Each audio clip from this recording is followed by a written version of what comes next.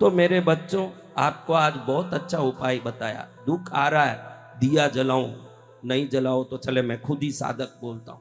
दुख आ रहा है, पूजा करो, नहीं करो तो चले, क्योंकि दुख का कारण आप पूजा नहीं कर रहे हो ये नहीं है, दुख का कारण आपका पाप है।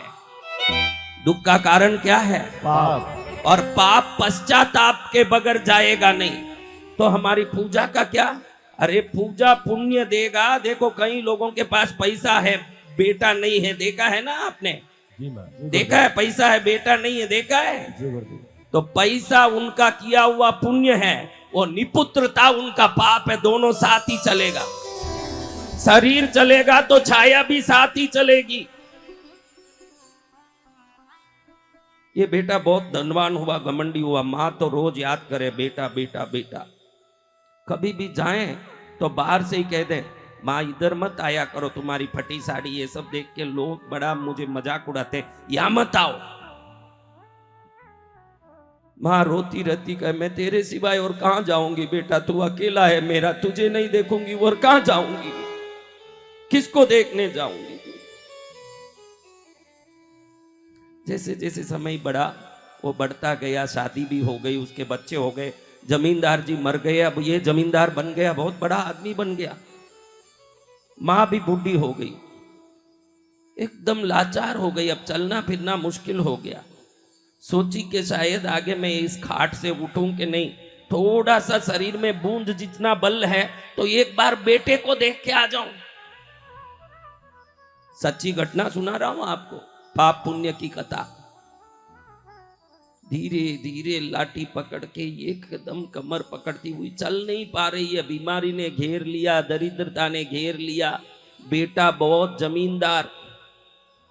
आपको भी बोलता हूं, यहाँ कथा में आके बैठे हो, भगवान का नाम सुनने बैठे हो, भगवान का नाम तो सुनना ही है, लेकिन घर में आपके माँ बाप आपसे खुश हैं क्या, ये पहले ध्यान दीजिए। आपके माँ बाप आपसे दुखी हो ना, आप ईश्वर का नाम लो। ईश्वर तो अदृश्य ईश्वर है, माँ बाप तो दिखने वाले ईश्वर हैं, ध्यान रखना। सत्य वचन गुरुदेव, ये दिखने वाले ईश्वर हैं। जो दिखने वाले ईश्वर को छोड़ के नहीं दिखने वाले ईश्वर की भजन करें,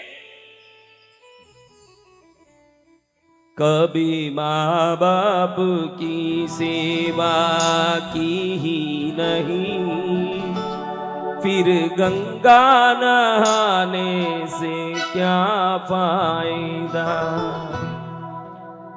माँ बड़ी मुश्किल से बेटे के उस महल में पहुंची जहां वो जमींदार बन के अपने ठाकुरता पर मूंछ पर बल डाल के बैठता है।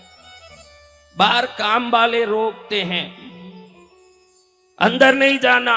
अरे मैं उसकी माँ आई हूं, बोलो ना जाके। काम वाले गए, बूढ़ी आई है, कोई माँ माँ करती, क्या करें।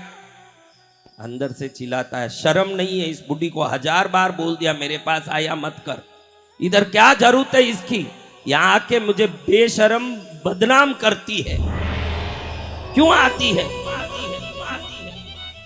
एक नौकर से 500 रुपया दी उसने, बोला कि ये वो बुढ़ी को दे दो, पैसे के लिए आती होगी भिखारिन, काहे लिए आती है, ये 500 दे के बोलो यहां से निकले।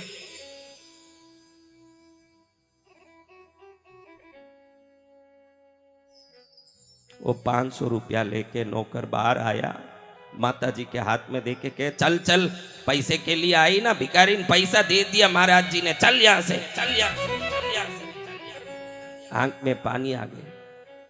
बेटा मैं तो तुझे बर्तन घिस के कपड़ा धो के भी पाल लेती, लेकिन तू ये वैभव को भोगे और मौज ले, इसीलिए मैंने तुझे यहां दिया था।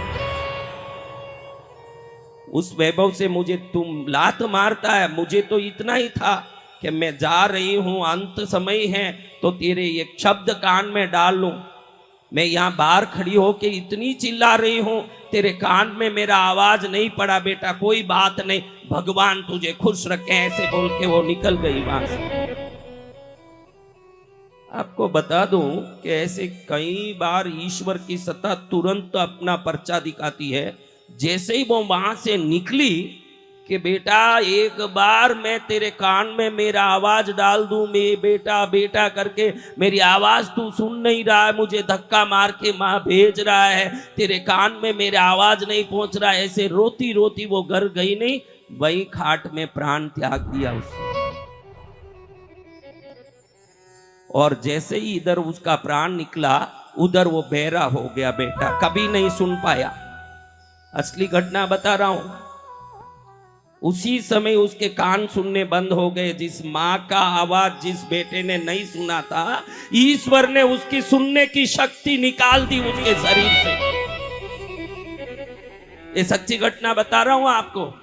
कोई भी कर्म करो तो सोच के करो, दगा कर रहे हो कि धोखा कर रहे हो, कि भाई का धन हड़पने की कोशिश कर रहे हो, कि भाई के खेत में हाथ डालने जा रहे हो, कि अपनी देरानी जेठानी पर झूठा आरोप लगाने जा रहे हो, कि कुछ भी करोगे, लाख आंख से देख रहा है तुझे देखने वाला।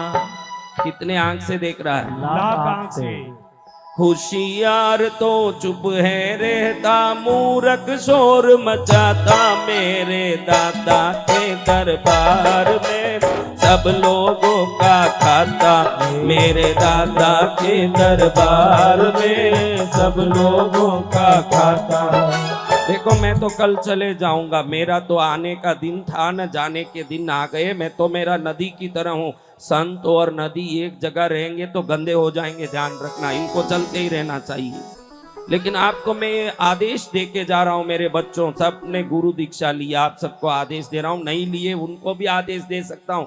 संत का आदेश सर्वोपरि है कि अपने पापों का एहसास करने की कोशिश करो कि किस जगह मैंने पाप किया, और बराबर दिल से पश्चाताप करने की कोशिश करो। अगर मोम की तरह पिघलने का भाव रखोगे तो निश्चित आपके हर कर्म में जो विघ्न आ रहे हैं सब स्वयं समाप्त हो जाएंगे। जय गुरुदेव। पापों का निराकरण पूजा से नहीं होगा, उपासना से नहीं होगा, पश्चाताप से ही होगा। पापों का निराकरण जय गुरु। किससे होगा? पश्चाताप से।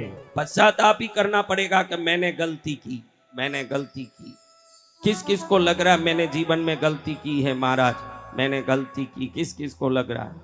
हम सबको लग रहा है गुरु भगवान। तो फिर हाथ जोड़ के मैंने जो भी गलती की क्षमा चाहता हूं बोलो।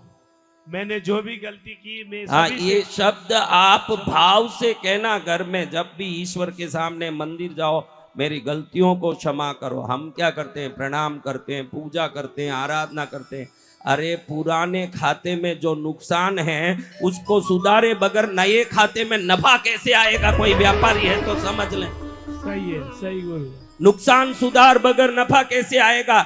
You are now in a gross loss, then how you can expect a gross profit in your life?